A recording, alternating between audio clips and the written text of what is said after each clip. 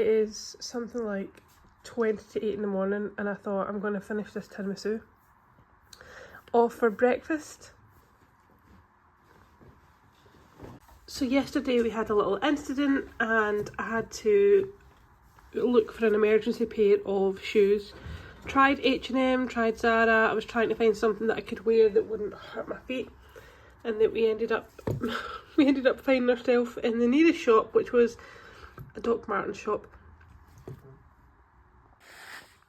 So we have invested in some new sandals. I actually needed to invest in some new sandals.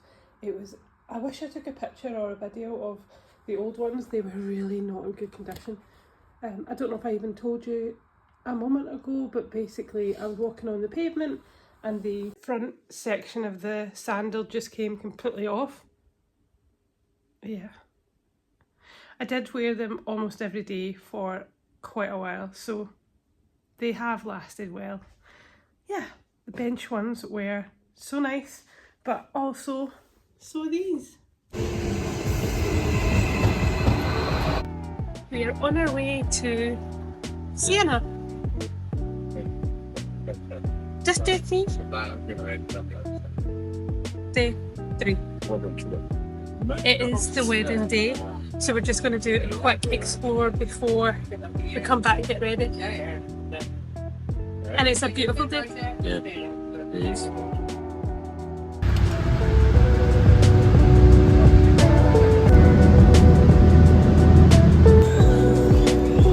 Once we arrived in Siena, there was a little bit of a walk to get to the main city, and the main square rather, and it was just lovely. It felt like walking into a storybook where every corner just had charm, and the shuttered windows to the warm golden tones in the buildings were just lush. We didn't really have a set itinerary for this day either, which I loved because it gave us space to just be in the moment and stop for a gelato, take detours down the alleyways and just really admire the views, to which there were quite a few.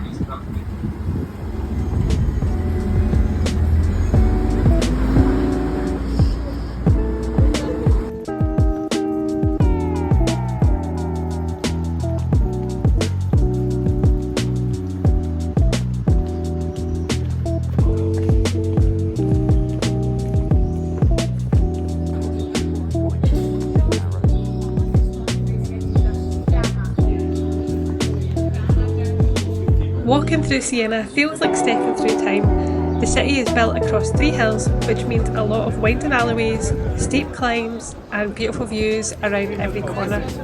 As we made our way toward the Piazza del Campo, we couldn't help but imagine what life might have been like living here centuries ago. Siena is actually divided into 17 historic neighbourhoods called the Contrade, each with its own symbol, colours and fierce pride. Think of it like Harry Potter houses, but with real flags flying outside their homes.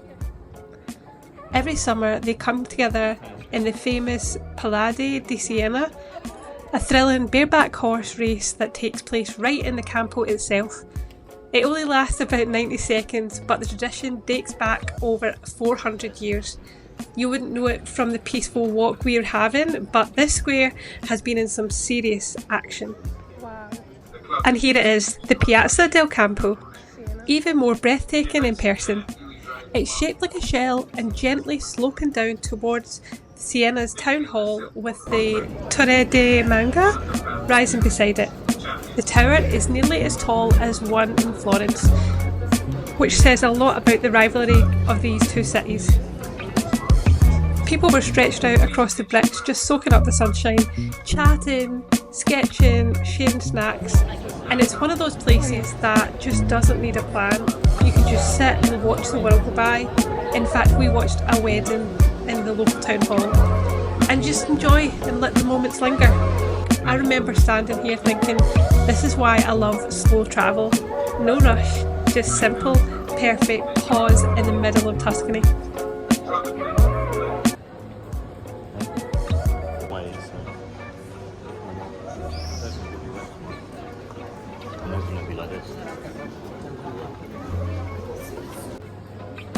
From Campo we wandered uphill through more beautiful streets until suddenly the Duomo appeared. And wow, I wasn't ready for how striking it would be in real life. This is Siena's Cathedral, Duomo di Siena, and it's easily one of the most unique I've ever seen. The white and dark green marble stripes make it feel almost surreal, and the detail on the facade is just insane. It was built in the 1200s and was meant to be even bigger than St. Peter's in Rome, but plans were halted when the Black Death hit. So what we see here today is just a part of the original dream. Even just standing outside it felt so special, and there was music playing somewhere nearby, the light was bouncing off the marble, and people were just standing in awe, including myself.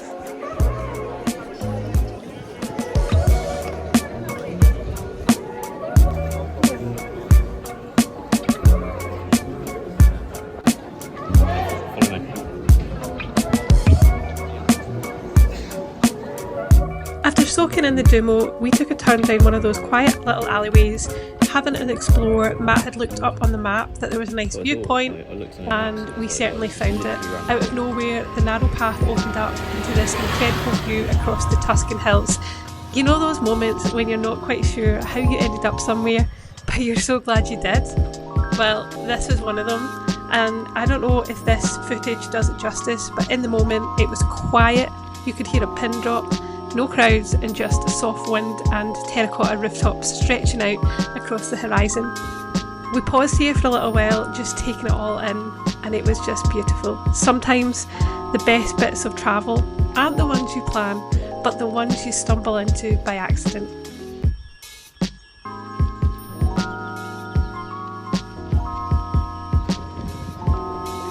After that beautiful viewpoint, we slowly made our way back into the city, drawn once again to the Campo.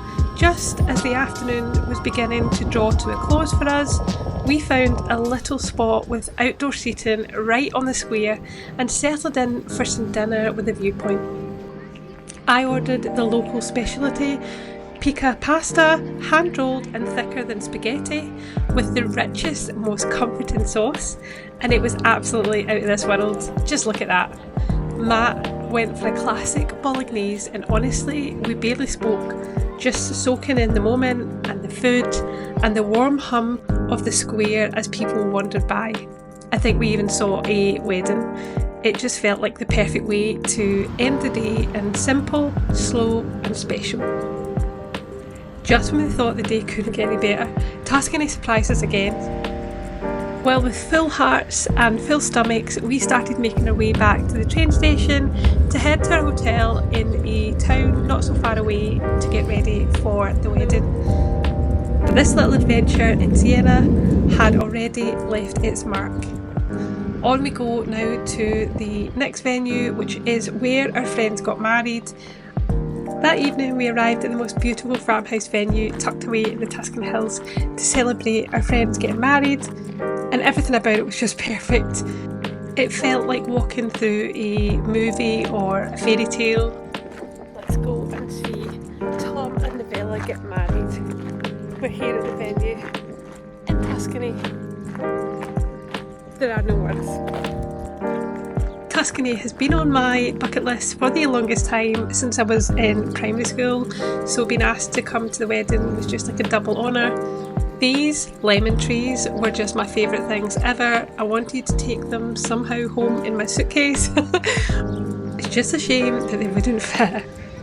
My first experience of an Italian wedding in a dreamy location was something else. The food was amazing, the stories, the dancing, the celebrations, it was just iconic. We certainly stayed out and made use of the fairy lights into the late evening and had a lovely, lovely time.